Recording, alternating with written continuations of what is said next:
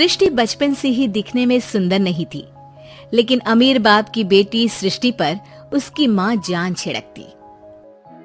मेरी बेटी कितनी प्यारी है, भगवान सबको सृष्टि जैसी बेटी दे। सृष्टि धीरे धीरे बड़ी होती है। एक दिन सृष्टि की सहेली कहती है, तू दिखने में कितनी अजीब सी है, लेकिन मैं जानती हूँ हम सब में सबसे अच्छी शादी तो तेरी ही होगी। तेरे पापा अमीर जो है। और बता नहीं सकते यार, दहेज तो हर कोई देता है, ये क्या ज्यादा ले जाएगी अपने पति के लिए? अरे बड़े शहर में कोठी है इसके पापा की। अरे पापा की है ना, कौन सी इसकी है? इसकी होती तब तो कोई भी लड़का इससे शादी कर लेता। अरे पापा की मतलब पापा की है तो मेरी ही है ना? किसने कहा? अब तेरी तो तब होगी ना जब तेरा भाई ना हो। वैसे भी शादी के बाद सारी प्रॉपर्टी भाई के नाम होती है। सृष्टि समझ जाती है कि उसे किसी भी हालत में माँ बाप की सारी प्रॉपर्टी को अपने नाम करना है, लेकिन कैसे? एक दिन सृष्टि का भाई शीनू कहता है, बहन क्या कर रही है? तुझसे एक बात करनी है। अरे हाँ करना, मैं तो तेरी बहन हूँ। बहन मेरी लाइफ में ना एक लड़की है, बहुत अच्छी है। मैं सोच रहा हूँ माँ और पापा से बात करूँ शादी के लिए।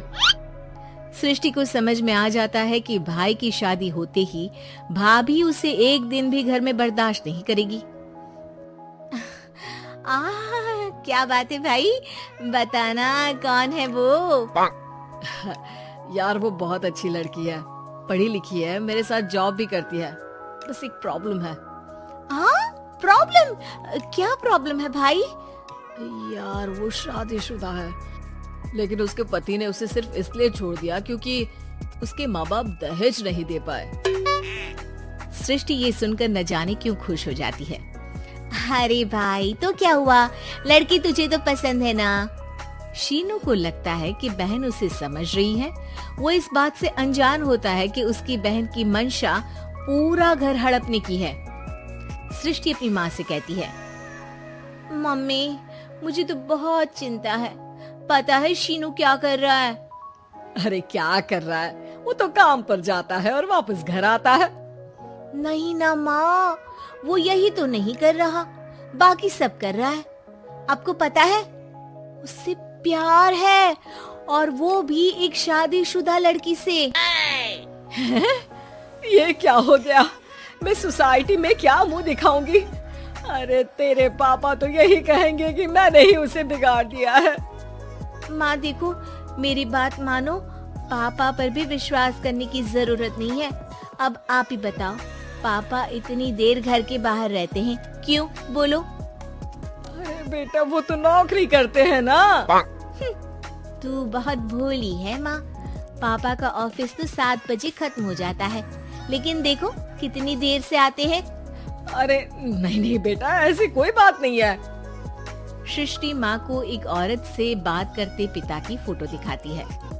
देखो माँ कैसे हैं पापा, मैं ना कहती थी कि पापा सही नहीं है।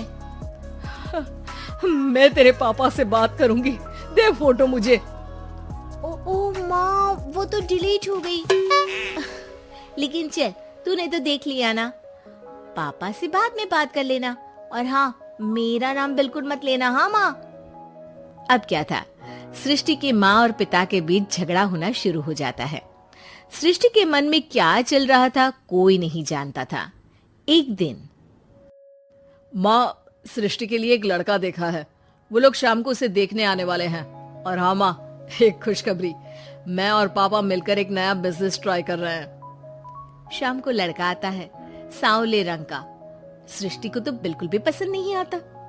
लड़की की माँ कहती है, लड़की का चेहरा तो कोई खास नहीं, लेकिन अगर मेरे बेटे को आप लोग सेटल कर दें तो मैं उसकी शादी आपकी बेटी से करवा दूं।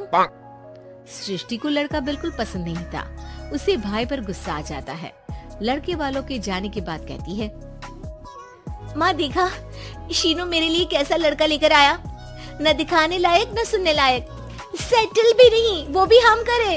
अरे माँ, मैं जानती हूँ ये मेरी शादी किसी भी घर में क्यों करवाना चाहता है। अरे कैसी बात कर रही है बहन, तूने तो देखा ना, लड़के को मैंने ही मना कर दिया तुझसे शादी के लिए।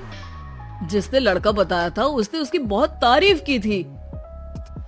बात आई गई हो जाती है, लेकिन सृष्टि का मन शांत नहीं होता। क्या करूँ, कुछ समझ में नहीं आ रहा।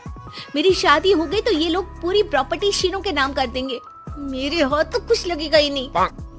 तभी सृष्टि को आइडिया आता है। वो किसी वकील को फोन करती है। जी देखिए, अगर आपके मम्मी पापा का तलाक हो जाता है तो आपके पिता की आधी प्रॉपर्टी आपकी माँ के नाम हो जाएगी, फिर उसे वो किसी को भी दे सकती है। सृष्टि अब माँ को बेटे के खिलाफ भरती है।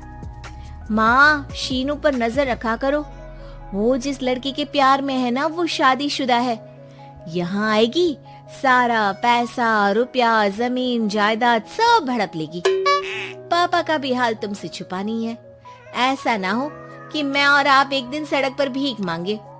हे भगवान, मैं तो जीते जी मर जाऊंगी अगर ऐसा हो गया तो। ऐसा हो गया नहीं माँ, ऐसा ही होगा।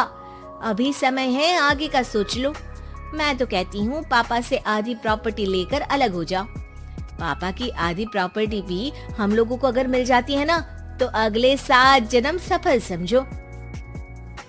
बेचारी माँ बेटी के कहने पर पति से तलाक लेकर अलग हो जाती है। सृष्टि अब पैसों से गाड़ी और अपने दूसरे महंगे शौक पूरे करने लगी। उसके दोस्त भी उसके पैसे इस्तेमाल करते। सृष्टि, कल तुम कहाँ थी? मैं सारा दिन घर पर अकेली थी। तो मैं क्या करूं? मैंने ठेका तो नहीं लिया है ना तुम्हें संभालने का। माँ को सृष्टि से ये उम्मीद नहीं थी। वो बैठकर रोने लगती है।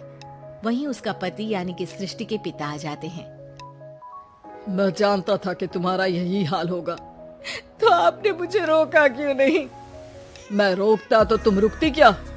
सृष्टि के कहने पर तुमने मुझ पर, अपने बेटे पर शक किया, लेकिन तुम ये भूल गई कि कैसे हम दोनों ने मिलकर जीवन में इतना सब खड़ा किया। माँ पति के गले लग जाती है। मुझे माफ कर दीजिए, मैंने आपकी कमाई का एक बड़ा हिस्सा गवा दिया।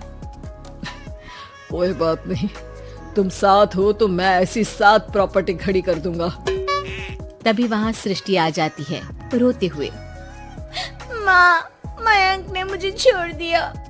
वो बोल रहा था जब तक मेरे पास पैसे थे तब तक ही वो मेरे साथ था। पापा, माँ, मुझे माफ कर दीजिए।